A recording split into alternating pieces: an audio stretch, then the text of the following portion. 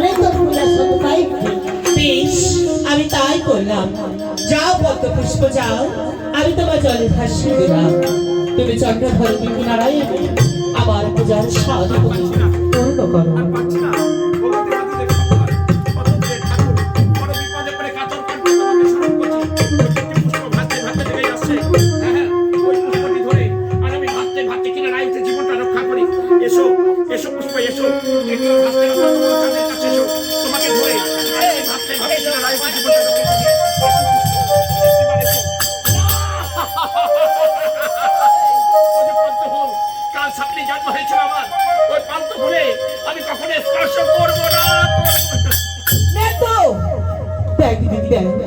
চন্দ্রধরের মনে এত অহংকার, পদ্ম ফুলে আমার জন্ম হয়েছিল বলে যে এই পদ্ম ফুলে স্পর্শ করলো না।